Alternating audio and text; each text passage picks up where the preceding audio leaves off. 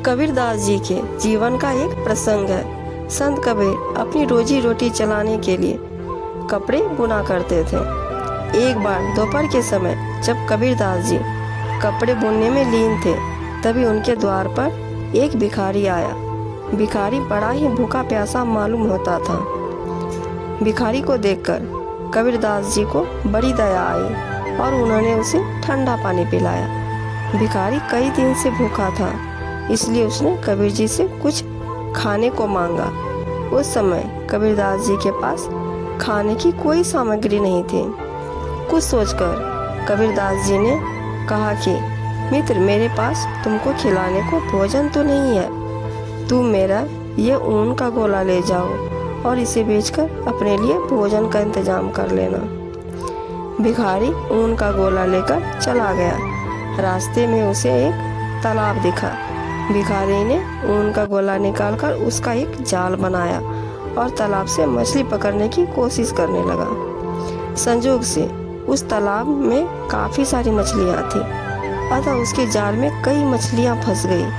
अब तो वो भिखारी शाम तक मछली पकड़ता रहा। काफी मछली इकट्ठी हो जाने पर उन्हें बाजार में बेच आया। अब वो भिखारी रोजाना तालाब में जाता और ऊन के जाल से खूब मछलियां पकड़ता। धीरे धीरे उसने मछली पकड़ने को ही अपना धंधा बना लिया। अब वो कई अच्छे किस्म के जाल भी खरीद लाया। ऐसा करते करते एक दिन वो काफी अमीर व्यक्ति बन गया।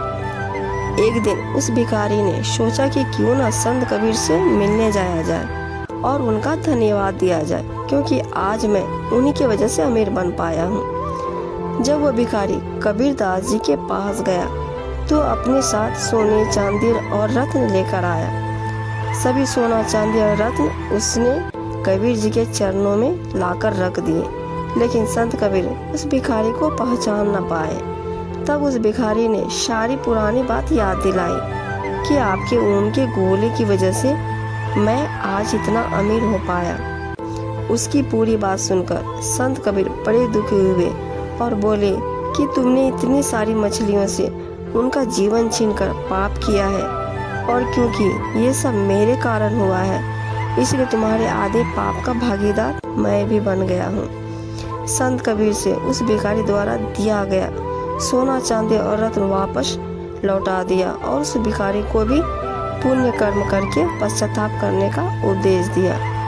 दोस्तों, हमें असहाय लोगों की मदद करनी चाहिए।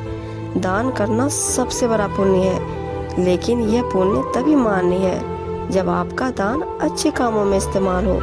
बुरे कामों के लिए दिया गया दान भी पाप के समान होता है और दान देने वाला भी उस पाप का भागीदार बनता है। दान दें, लेकिन सोच समझकर, ताकि आपके दान का दुरुपयोग ना हो।